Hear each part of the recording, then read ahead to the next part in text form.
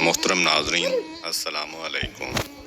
رسول خدا صلی اللہ علیہ وآلہ وسلم کی حیات طیبہ میں ایک صحرائی عرب آپ کی زیارت کے لیے مدینہ منورہ کی طرف روانہ ہوا۔ راستے میں دیکھا کہ ایک کبوتری نے بچے دیے ہوئے تھے۔ اس نے کبوتری کے بچے اٹھا لیے اور دل میں کہا، یہ بچے آن حضرت صلی اللہ علیہ وآلہ وسلم کی خدمت میں بطور تحفہ پیش کروں گا۔ جب کبوتری نے اپنے بچے ایک انسان کے ہاتھ میں دیکھے تو وہ بڑی مضطرب ہوئی اور اس کے سر پر چکر کاٹنے لگی۔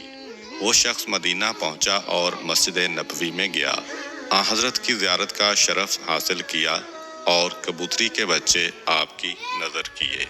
کبوتری نے جیسے ہی اپنے بچوں کو دیکھا تو وہ تیزی سے زمین پر اتری اور بچوں کے گرد چکر لگانے لگی۔ پھر وہ اڑی اور کچھ دیر بعد واپس آئی تو اس کی چونچ میں غذا تھی، جسے اس نے چوزوں کے سامنے ڈالا اور اڑ گئی۔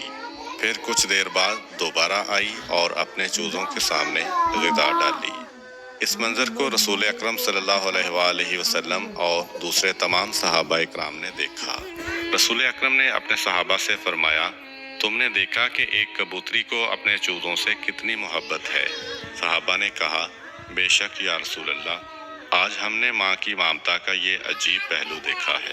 آن حضرت صلی اللہ علیہ وآلہ وسلم نے فرمایا، مجھے اس ذات کی قسم جس کے قبضہ قدرت میں میری جان ہے اور جس نے مجھے برحق نبی بنا کر مبعوث کیا ہے، تم نے ممتا کی جو شفقت دیکھی ہے، اللہ اس کی نسبت ہزاروں گنا اپنے بندوں پر مہربان ہے۔ یہ سن کر صحابہ بہت خوش ہوئے اور انہوں نے خدا کا شکر ادا کیا۔ پھر آن حضرت صلی اللہ علیہ وآلہ وسلم نے حکم دیا کہ کبوتری کے بچے آزاد کر دیے جائیں۔ جالینوس اپنے دور کا مشہور حاذق طبیب اور بہت بڑا عالم تھا۔ ایک دن بیٹھے بٹھائے اس کے ذہن میں ایک سوال پیدا ہوا کہ خدا نے غلاظت میں پلنے والے سیاہ بھنورے کو کیوں پیدا کیا؟ اس غلیظ بھنورے کی پیدائش کا بھی کوئی فائدہ ہے؟ آخر اللہ نے بے فائدہ اشیاء کیوں پیدا کی؟ کافی عرصہ جالینوس اس وہم میں گرفتار رہا۔ پھر قدرت کی طرف سے ایسا ہوا کہ اس کی آنکھوں میں درد شروع ہوا۔ جالینوس اگرچہ خود بہت بڑا طبیب تھا، لیکن اپنی تمام تر کوشش کے باوجود اپنی آنکھ کا درد ختم نہ کر سکا۔ دوسرے اتباع نے بڑی کوشش کی، لیکن اس کی آنکھ کا درد ختم ہونے میں نہ آیا۔ ایک دن ایک بڑھیا جالینوس کے پاس آئی اور اس سے کہا کہ میرے پاس ایک پڑیا موجود ہے جو کہ آنکھوں کے لیے بڑی مفید ہے، خاص طور پر درد چشم کے لیے اکسیر ہے۔ جالینوس نے کہا، آپ مہربانی کر کے وہ دوائی میری آنکھوں میں لگائیں۔ عورت نے سلائی سے وہ دوائی اس کی آنکھوں میں لگائی۔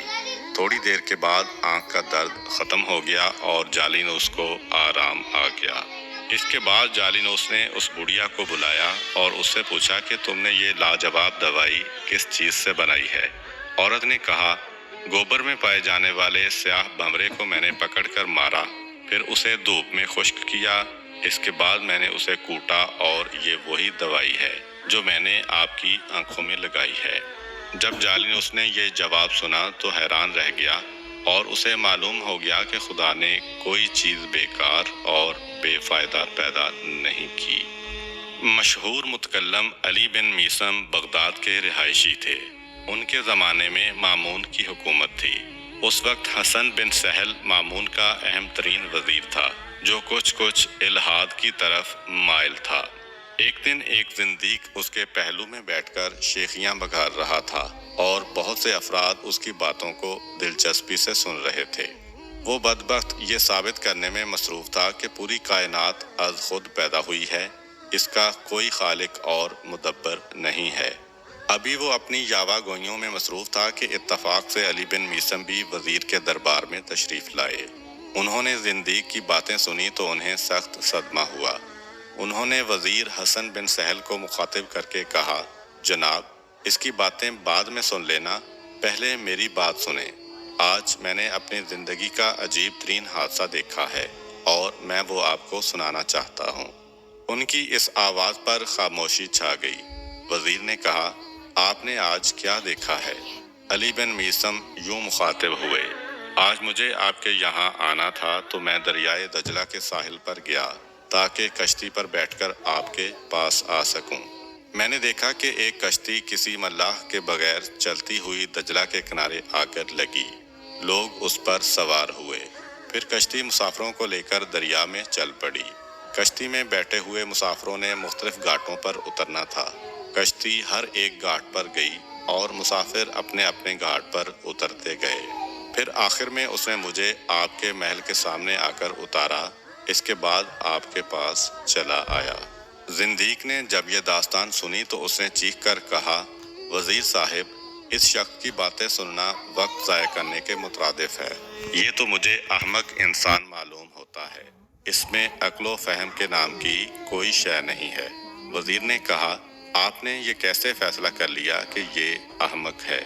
زندیق نے کہا، جناب، اس سے بڑھ کر اور حماقت کیا ہو سکتی ہے کہ ایک کشتی ملاح کے بغیر خود بخود چل کر گھاٹ پر آئے اور مسافروں کو اٹھا کر مختلف گھاٹوں پر اتارے، جبکہ ہم سب جانتے ہیں کہ کشتی لکڑی سے بنی ہوئی ہوتی ہے۔